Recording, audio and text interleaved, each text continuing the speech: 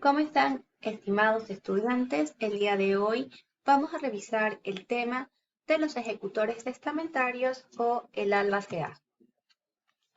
Como indica nuestro Código Civil en el artículo 1293, ejecutores testamentarios o albaceas son aquellos a quienes el testador da el encargo de hacer ejecutar sus disposiciones. Cuando hace falta el albacea, el encargo pertenece a los herederos.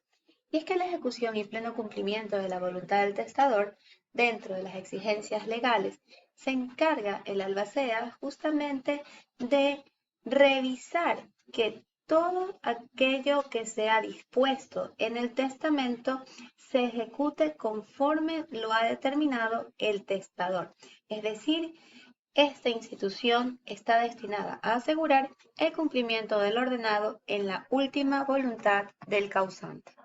El albaceazgo tiene las siguientes características. Es solemne, ya que solamente se puede constituir por un testamento. No solo se necesita la voluntad de la persona que otorga el albaceazgo, sino que debe constar por escrito y solemnizado. Es voluntario, ya que la persona a quien se va a confiar este encargo tiene que aceptarlo. Debemos adicionalmente mencionar que este cargo puede recaer en una tercera persona o en uno de los herederos. El albaceazgo es personalísimo, se funda en la confianza y por tanto no se transmite a herederos, no se puede delegar por un poder a una tercera persona a quien no se le ha instituido. El albaceazgo es remunerado, este monto lo fija el testador o el juez y también es de derecho estricto. Tenemos la libertad para constituirlo, pero para regularlo únicamente nos vamos a basar en la ley.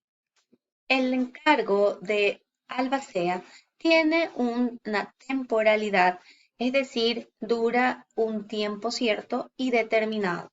El testador es quien fija este tiempo. Si el testador no le llega a fijar en la escritura de testamento, el albaceazgo dura un año, contado desde el día en el que el albacea haya empezado a ejercer su cargo. Adicionalmente, el juez con conocimiento de causa podría prorrogar el plazo por un año más. El albacea nombrado puede también rechazar libremente el cargo.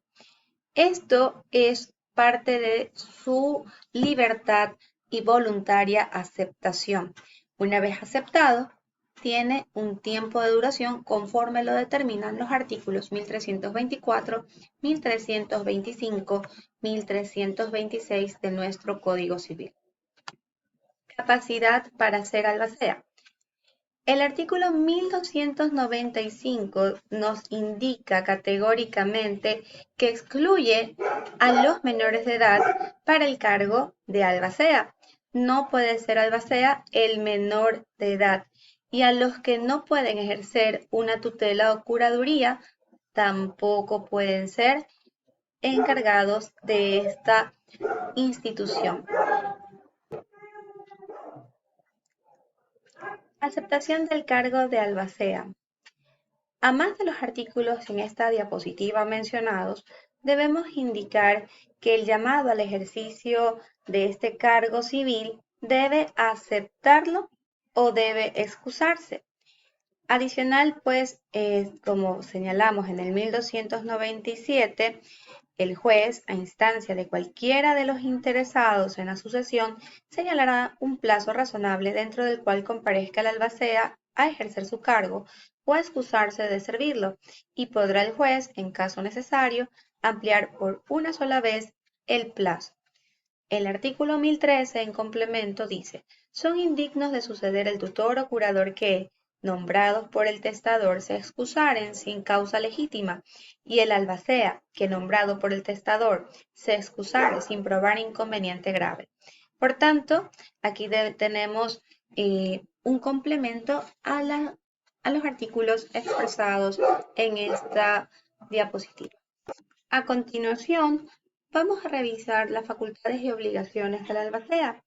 Y es que justamente como lo señala el artículo 1320, el albacea es responsable hasta de la culpa leve en el desempeño de su cargo.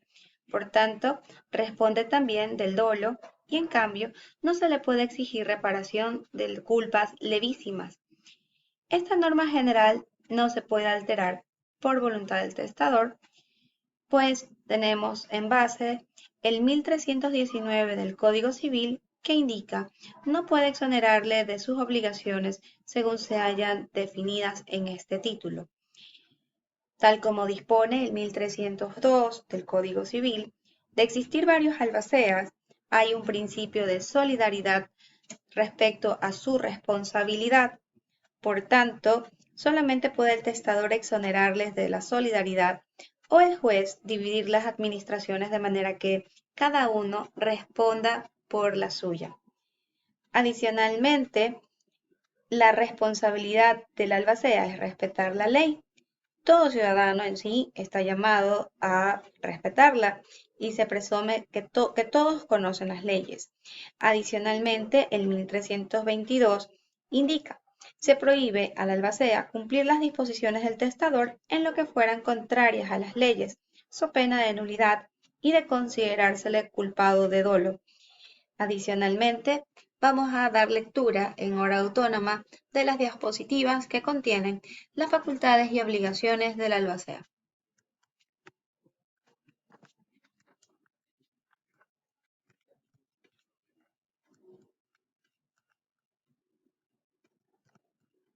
Sanción a omisión de los deberes no cumplidos por el albacea, 1308. Si el albacea omite el cumplimiento de sus deberes señalados, hará al albacea responsable de todo perjuicio que irrogue a los acreedores. Es importante recordar que cuando existe una omisión por parte del albacea en cuanto a su cumplimiento o una falta que haya sido considerado como dolo, todos los actos que hayan sido de su responsabilidad pueden ser causa de remoción, de pérdida del derecho a cualquier remuneración y de indignidad, para suceder al causante. Como habíamos mencionado, el albaceaje es esencialmente temporal y, por así decirlo, transitorio. Por tanto, se extingue por la muerte del albacea, por el cumplimiento del plazo, por el cumplimiento de todos los encargos, la incapacidad sobreviniente, por la renuncia aceptada y por la remoción del albacea. Como es un encargo de confianza, es muy importante tener presente que no permite la delegación a otras personas ni tampoco se transmite a sus herederos. Si muere el albacea, automáticamente termina también este cargo. Recordemos también que el plazo de duración del cargo será el que fije el testador, conforme indica el 1324, en donde señala que debe ser un tiempo cierto y determinado. Puede consistir en el señalamiento de una fecha, por ejemplo, hasta el 22 de julio del 2022, o también un plazo propiamente dicho, es decir, significado en número de días o de meses o de años, pero también puede consistir en un evento cierto y determinado, como el día que cumpla 50 años el albacea. Remuneración del albacea.